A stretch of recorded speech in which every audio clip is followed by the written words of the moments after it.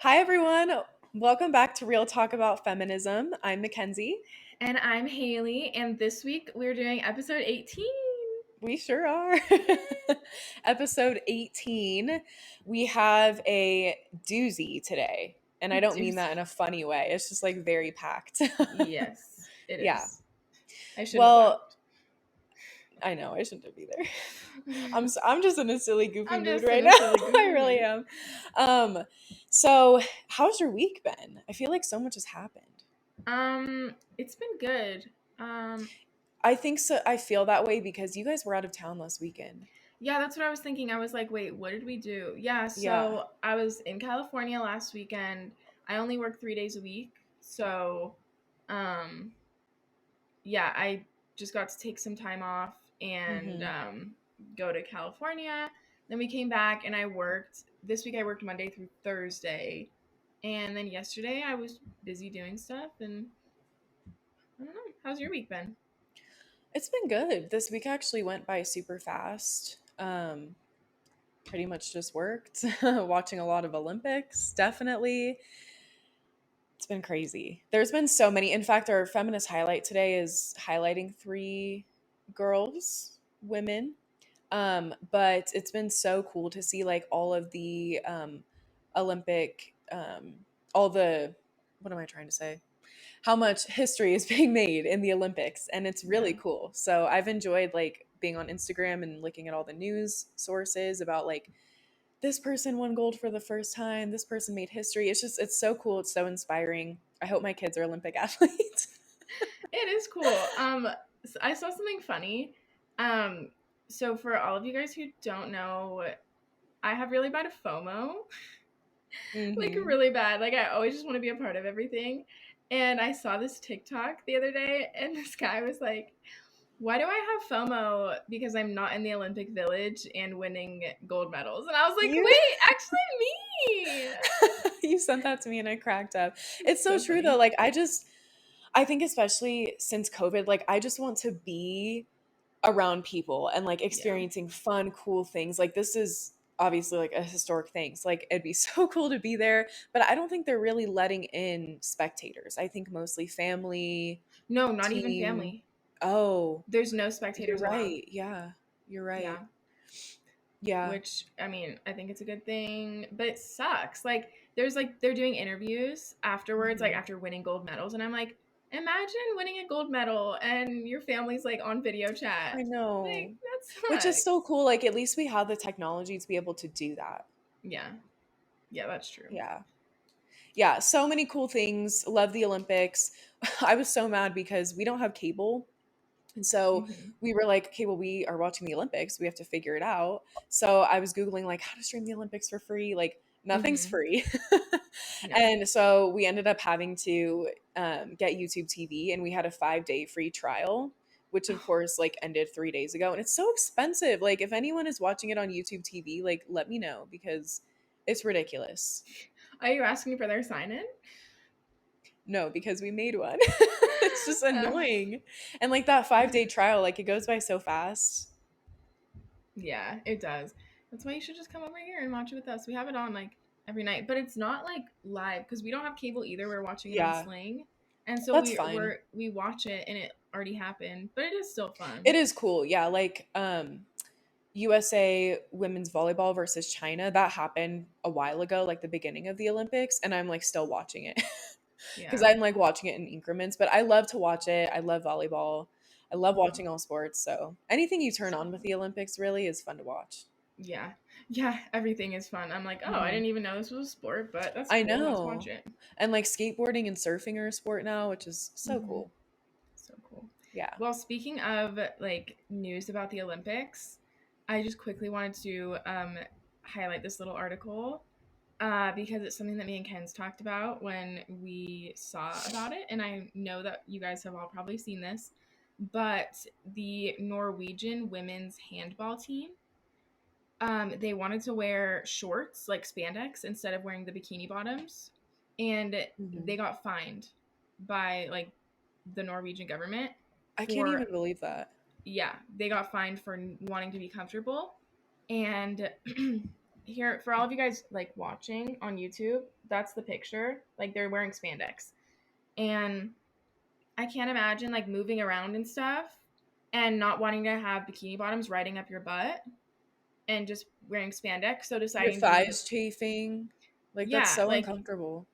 yeah, I can totally support them by wanting to wear whatever they want to wear, but they got fined for it. And so the singer, Pink, she heard about it because it obviously was like worldwide news. Mm-hmm. And Pink, she paid their fine, and the fine was $1,700 for being improperly dressed. Oh my And it was gosh. handed down by the European Handball Federation, Europe's governing body for handball. So yeah, Pink, she said, "I'm very proud of the Norwegian female beach handball team for protesting the very sexist rules about their uniform. The European Handball Federation should be fined for sexism. Good on you, ladies. I'll be happy to pay the fines for you. Keep it up." Wow. Wow to Pink. Yeah. She's awesome. That just makes her even more epic. There's a Yeah. lot of things that I've seen, especially this Olympics going around with women being sexualized with their uniforms. Like, I saw this TikTok of um, women's volleyball versus men's volleyball, um, other sports where the women's uniforms are very revealing. And it's like, Mhm. why are men and women's uniforms so different when they literally are doing the same exact thing? Yeah, and I've seen a lot of like debate about that too. Mm-hmm. And it is upsetting. Like the Russian, or maybe not Russian, but one of the or the gymnastics teams, they were protesting the sexualization of I their think that was uniform. Germany. I could be wrong. Was it Germany? Yeah, I I don't know think who it so. was, but they wore like full-length leotards or Yeah. unitards. Yeah. Yeah. We It don't have to sucks go down that that rabbit hole. yeah, there's a lot that we could talk about. We could do an episode on We that. could, totally. But yeah, I just wanted to highlight that because like it obviously gained like national attention, and this celebrity paid their fine because it's absolutely ridiculous. And so I'm glad that like people are seeing that. Yeah. Bold on the European government for doing that in I this day and know, age. like what? I like can't even believe that, I can't but either. Like, at least the yeah. team was all in the same uniform. Like, it's not like they were wearing like mismatched colored spandex and like different things. Like, it's Yeah. still a uniform. Yeah, because like I remember like, you know, just being an athlete, like there was certain rules like Yeah. running. A lot of people would write stuff on there. Like we would write our splits on our hands that we needed to make. Hmm. And you couldn't write like you could write your splits on your hands, but you couldn't write anything else on your arms or anything because if your team wasn't matching, then you could get disqualified. Like I get Hmm. that. But like they're all wearing the same thing. They were wearing the exact same shorts. Right. So that's frustrating. Wow. Well, in honor of the Olympics, for the feminist highlight, we are going to talk about this women's street skateboarding event, which is new this year, first time ever. I've enjoyed watching it. So I'm going to highlight three girls, and I'm saying girls because they are Ooh. 13, 16, and 13. So Wow. Momiji Nishiya, she is from Japan. She's 13 years old.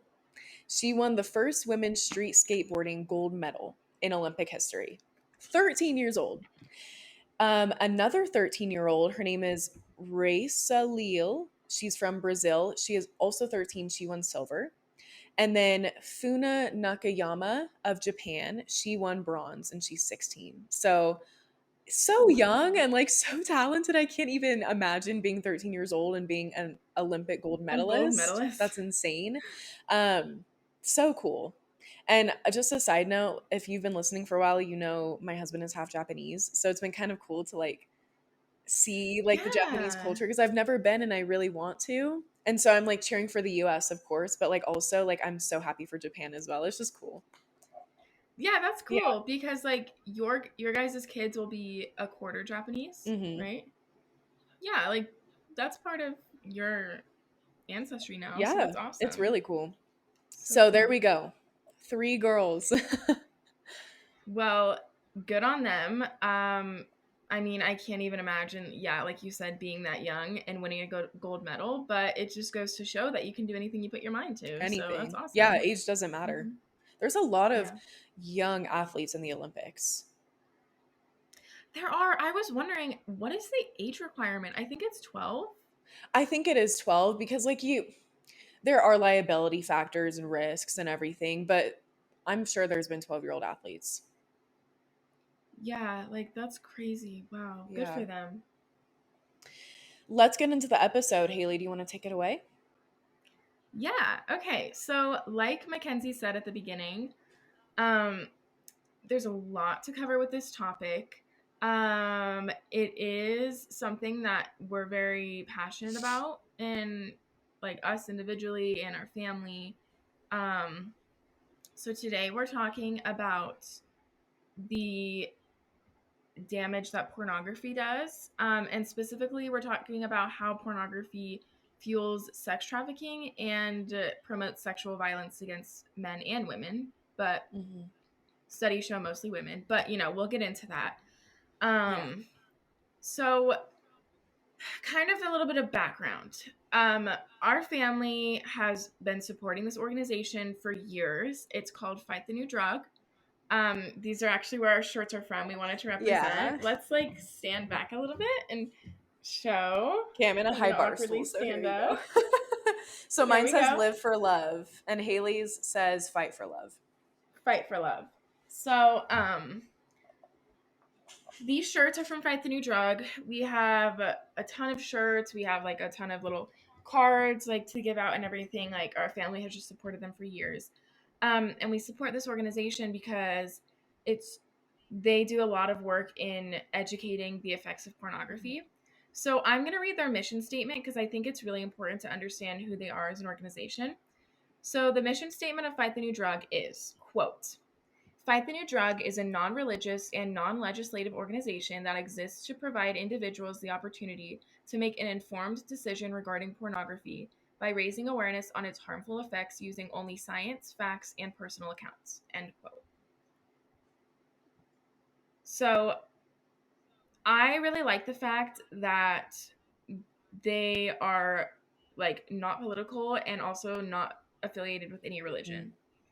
And they're just sharing the Yeah, facts it's just because the people. facts are yeah, it's just people who are passionate about it, who have seen the effects of it, and who want to spread awareness because it's Mhm. devastating. It destroys love, it destroys relationships, it destroys family, and it fuels sexual violence and sex trafficking in the world. So, like, Yeah. it needs to be talked about, and that's what they're doing.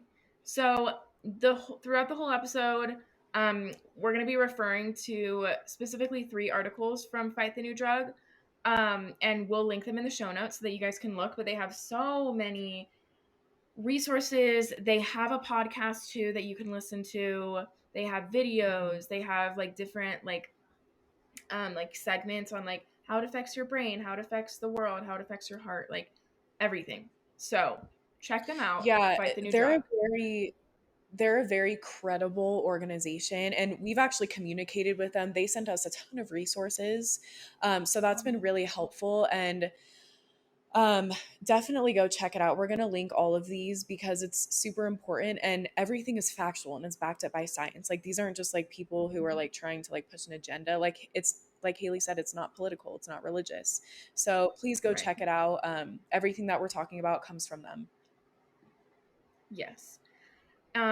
So with that being said, the first thing we want to talk about before we get into the sexual violence, um, pornography is an addiction. It can become an addiction very Mhm. easily, and most people don't understand that um, you can be addicted to pornography the same way you can be addicted to drugs, or you can be addicted to soda or sugar Anything. or binge eating. Like it's the same as any addiction, and all addictions can be very detrimental to you, your family, everyone around you.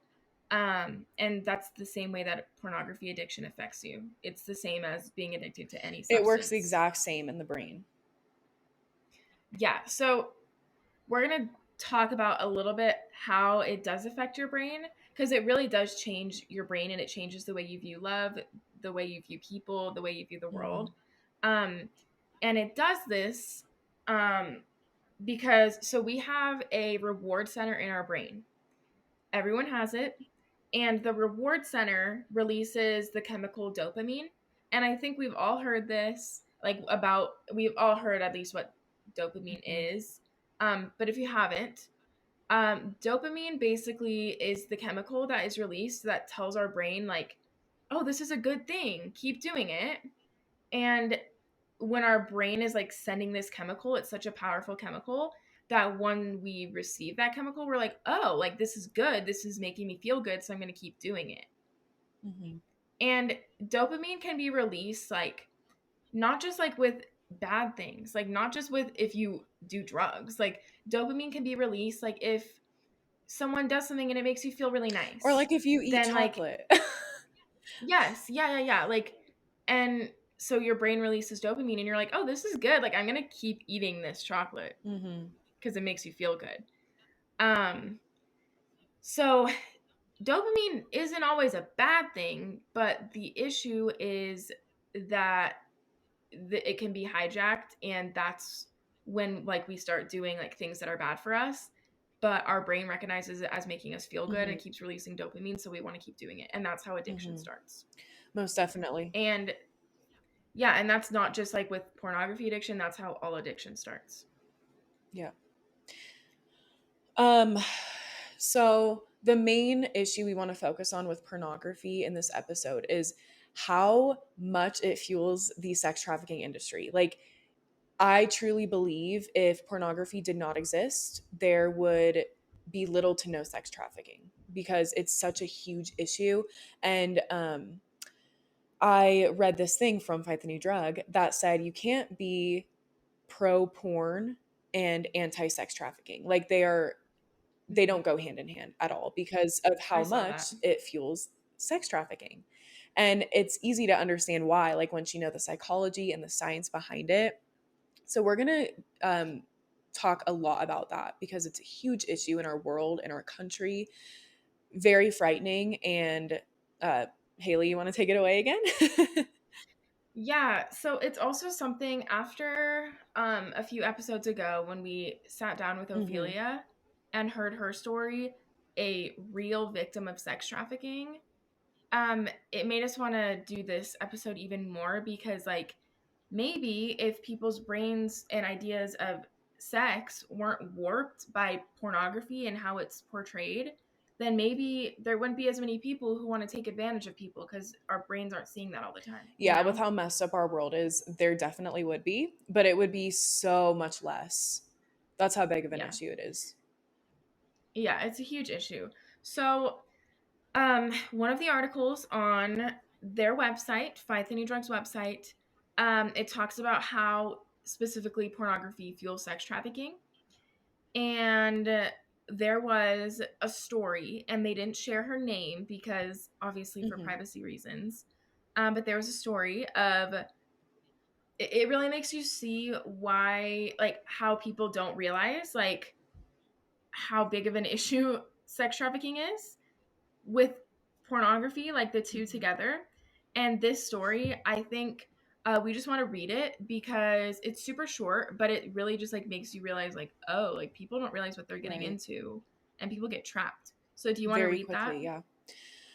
Okay, so um, this is all from Fight the New Drug. So, start quote. It was 21 days after Jane Doe's 22nd birthday when she boarded a flight to San Diego that, unbeknownst to her, would change her life forever. That day, she would become one of hundreds of young women who had been filmed for Girls Do Porn, a wildly popular porn production company which garnered well over 1 billion views, ranking around the 20th most popular channel on Pornhub, and reportedly generating an estimated $17 million in revenue. But what most of Girls Do Porn's million of viewers did not realize was that Jane, and many other women involved with Girls Do Porn, was actually a victim of sex trafficking. See, Jane never agreed to do porn at all. She had flown to San Diego to participate in what she was told would be a fitness modeling job. But when she arrived, she was met by several men who took her phone, intimidated her into signing a contract she wasn't allowed to read, plied her with drugs and alcohol, and trapped her in a hotel room where they told her she would be filmed for a porn video. Even after she tried to run away, the men physically forced her to comply. With no way out, Jane was violently raped on camera for over 6 hours. The nearly hour-long video of her abuse was then released on the Girls Do Porn website and published on nearly every major porn site, even using her full legal name in the title. When Jane first learned that videos of her rape had been published, she ran to the bathroom and was violently sick. That was a little hard to read. Yeah. So when I read that, I was just thinking, like, if that website or if that company who is publishing the videos is just publishing them on like Pornhub, which is a super popular like website, people are watching those videos and not even realizing that there was no consent involved and that she was raped and forced into all of that. Like that was not her choice. And so people don't realize that by watching that video that probably got millions of views, if normally their videos do get millions of It said it views, got over a by watching that billion video. in this case. So over a billion people not knowing, but they were all fueling sex trafficking, because the more views those videos get, the more money that company gets, and the more money they have to fly girls out for these fake modeling jobs to force them to make pornography videos against their will. And I think that story just really puts it into perspective, because like I think that most people most people who do watch it, it turns into an addiction, and it literally changes your brain. And most people that doesn't make you a bad person. And like bad people are people who fuel sex trafficking on purpose, like the people who run all of that stuff. But these people who are addicted and who are just watching these videos because the way it makes you feel aren't realizing that what they're doing, like they're not, if they knew that by watching that video, like this girl was raped for 6 hours, like, and it was all against her will and she was totally forced into sex trafficking, I hope that she was like made out. But you know what I'm saying? Like most people do not want to support that, but over a billion people did, and probably most of them didn't know what had happened to Jane Doe. But like that's why it's like it's so dangerous, because like most of those videos, I guarantee most of them people I aren't consenting, guarantee. Yep. or there's violence, or there's like there's different stuff that it's not actually what Right. sex No, it's is. not at all. It totally warps the idea of what it is and makes it so um like unattainable in a way, because like that's what you go into it expecting, and then you get angry at your partner or your sexual partner for like not fulfilling your fantasies, when in reality that's not how it is at all. And it's very sad because it usually leads to a lot of like sexual abuse or resentment and a lot of other issues that would never have been there if it weren't for this industry. Yeah, it's extremely toxic, and pornography really does fuel sex trafficking all around the world. And I really liked what you said about the post that Fight the New Drug had made. Like, you can't be pro porn and No, there's anti no sex way. trafficking, because there's no way. Like, porn fuels the sex There's trafficking no way. industry. Yeah. Like a common thing for I know like for some couples is to like watch it together. I have no idea how that would help you, because again it's like making you want to live out this fantasy that's not real at all. And it's like at that point it's like not even about like love. It's like about trying to live out what you're watching. But I know like that's very Yeah. popular amongst a lot of people, and they're like, oh well, like we do it together, like we're not supporting anything. Like no, you still are fueling the industry. Right. And there's actually an article that you guys can go check out on your own. But Fight the New Drug does have an article about why it's unhealthy to watch it together. Like, it's not healthy Right. either way, by yourself or together, like with other people. Like, They no, none have of it's articles on healthy. everything, So you guys. Like literally anything you can think of yeah. with this, they have. They have like firsthand accounts, like the one we just read. They have because I follow them on Instagram, and like they have celebrities who have spoken out against it. So if you're interested in that, go check it out. One of the big celebrities who supports Fight the New Drug, and he actually did an interview on their podcast recently, He is Mm-hmm. Terry Crews. I And I do really too. like Terry Crews. I don't know if any of you guys watch Brooklyn Nine-Nine, but Terry is so funny in that. And yeah, he's a big celebrity. I mean, like He's a he's in White big celebrity. Chicks. He's he's in like a ton of stuff. And so like to have someone like that big really speak out about how pornography addiction, like I'm pretty sure he talks about like how it affected his wife, how it affected his kids, like all of that stuff, like what people really need to Mm-hmm. hear. Because a lot of like the big thing is like there's a lot of shame around pornography addiction, because it's just not talked about. Like other addictions, like there's like Alcoholic Anonymous, Mm-hmm. or did I say that right? Al-Anon, yeah. Alcoholic Mm-hmm. Anonymous. Yeah, like AA, like, and there's like anonymous groups for like every addiction, but like AA, like everyone Mm-hmm. knows about that, and like everyone talks about it, and so there's not as much shame around it. It's like, oh, like good for you for getting help. But a lot of people, like if they try and get help for their pornography addictions, just because like, I mean, Yeah. it's gross. It's gross. But people have to understand that like it is an addiction, and as long as you're seeking out help and you're like making a commitment to never partake in that again, and like it's hard, and it's just like any addiction, like, and you're going to Mm-hmm. want to go back to it. But like there is a lot of shame around it, because like people, their first impression, like when they hear, is like, oh, that's Mm-hmm. gross, because like it is.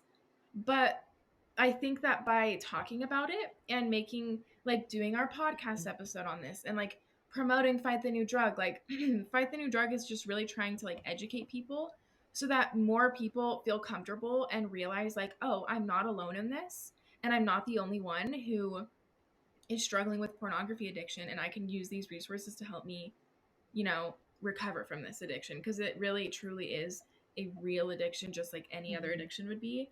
And so like, yes, it's not fun to talk about. It's a very private addiction. It's a very private subject, because you don't just like Right. talk about that. But when we do talk about stuff like this, even though it is uncomfortable, it can build a community of like, you know what, like I'm not alone in this, because there's so many other people who struggle with that, and you can find other people who do, and you can find groups that will Yeah, help it's you. more common than people think, and I hope by talking about it more, like more people will be inspired to quit the addiction and change and Mm-hmm. work on healing their idea of love and sex and work on like actually focusing on how they want to love their partner in like an appropriate and kind way, because it's Mm-hmm. very selfish.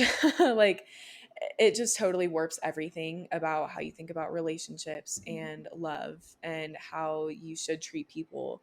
And it totally just objectifies a very like intimate thing. Yeah, no, it totally does. And kind of transitioning off of that, because you just highlighted this, like it it promotes it, like it turns something that is supposed to be Hmm. like it's natural, like sex is a very natural thing, and it turns something that's supposed to be a way to like show affection and like really connect with your partner in a really healthy way, it turns it into this violent, like, Hmm. fake act.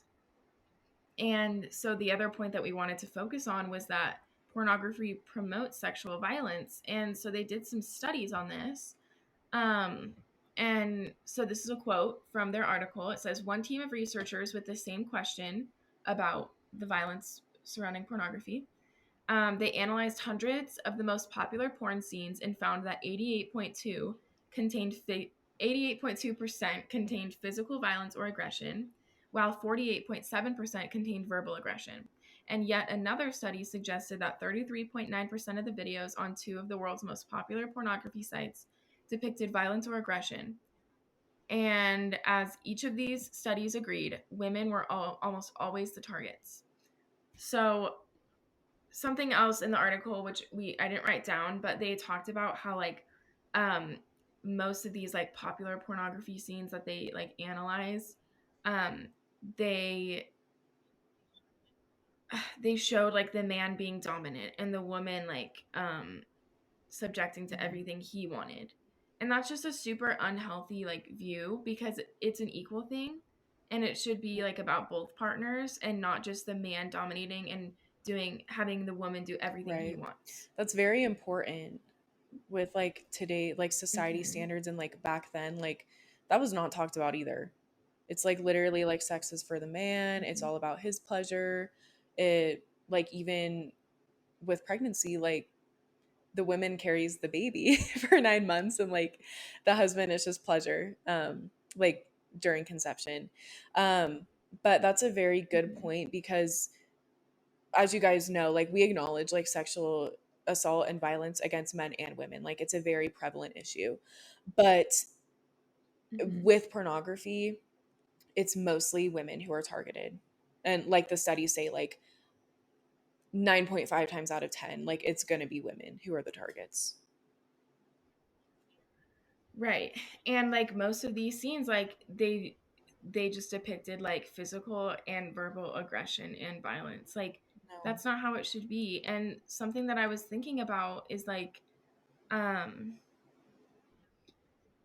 now, especially now, because a lot of people have access to the internet, like most kids get Mhm. smartphones like pretty young these days, just because that's how the world is. And so now more than ever, there's so many young people who are being exposed to pornography at such a young age. And so these young people are watching these videos before your brain is Right. even close to being developed, and before like you've even had like any experience, like even like Right, held like hands any with a girl. experience Like with that's how young relationships. these people, right, like that's how young these people are getting exposed to it. And so they're watching these videos and seeing like, oh, this man, like he's being dominant and he's being aggressive like physically towards this woman, and he's like making her do what he wants him to do. So And it's like, is that how portrayed I'm supposed to as act? the women Because they're seeing it. enjoying it in most cases. Yeah. Yeah, and it's super unhealthy, because like it really, like for everyone, Mhm. it warps the way you think. But like especially for these young kids, like this is what they're seeing, like that sex is, but that's not what it is. Like it's all fake, and it just, that even more just promotes like so much more sexual Mhm. violence in real life. And we mirror what we see, like especially Right. when we're young. And so like for young people watching this, they're like, oh, that's what you do. And so then they start doing that and being violent, and then sexual assaults rise. Or like when, especially when young people are watching this and it like is making their reward center in their brain release dopamine, and that makes them feel good, they're like, oh, I want to Right. experience that too. And so the number of sexual assault and rape cases goes up. Like it's It all is. connected. Yeah. People who say like porn doesn't fuel the sex trafficking industry or sexual violence, domestic abuse, like it's so twisted. Like it really does go hand in Mhm. hand. It's awful. It's terrible. And so that's really what we wanted to talk about. If you guys want us to dive into anything more specifically, because we've kind of scraped the surface, like I'm really glad that Fight the New Hmm. Drug does have a podcast, because literally every single article they have, they could do a Yeah, 45 and minute like long episode on it, same with and us. about the Like, psychology please, behind like, it. if you want to hear more about any topic of Mhm. pornography, like, we would be happy to do episodes on that, because we could, like, with each point we made, like, we could spend like a whole episode delving into it, or even more, because there's just so much. Mhm. And like, it's been cool for me to like for Fight the New Drug. Like, I've gone on and read testimonials of people who have quit and have seen noticeable Mhm. difference that day of their sex life, their relationship with their partner, their spouse. And it's cool to see like Mhm. the after effects of quitting pornography addiction, because usually we hear about when people are in it and when they're experiencing it, but it's very inspiring to hear after. So, yeah. Yeah, it totally is. So like Ken said, if you guys do want us to do a more in-depth analysis of any little part of this topic, then let us know, because we'd be happy to research it more and give you more of the science and the psychology behind it all, because it is something that we're passionate about, and we do believe that if we spread awareness about it, all of us, and kind of decrease like the stigma and the shame around it, then more people will want to get help, and hopefully more people will realize like how devastating the effects are. Definitely. That is our biggest hope. Yes. So that's all we have for today. You guys can check us out on, if you're listening on Spotify right now, check us out on YouTube. The YouTube channel is Real Talk About Feminism Podcast. So check us out there. If you're listening on YouTube, go to Spotify, Real Talk About Feminism. And we're going to be posting. So Mackenzie, she has a personal vlog channel. And so, and she's like really good at all that Sweet. stuff. It's And fun. so, we're, yeah, like that. She has fun doing it. And like when we went to St. George, like she was doing a vlog of that. Actually. It was really cute. It turned out really good. Yeah. So she's gonna start vlogging, because I'm only gonna be here for 5 more months before I go back to school. So she's just gonna start vlogging and posting some of the vlogs on her channel, and we'll make a playlist on the YouTube for that, for vlogs. So if you want to see more about like how we live our lives and like what we do, like definitely tune into those. Yeah, it will. Fun for you guys. I to, like, actually am recording one today, so it'll be really fun. It should be edited and uploaded within a few days, so please go check it out. Mm-hmm. Yes, go check it out. And as always, reach out to us on Instagram at Real Talk About Feminism, and we will see you guys next week.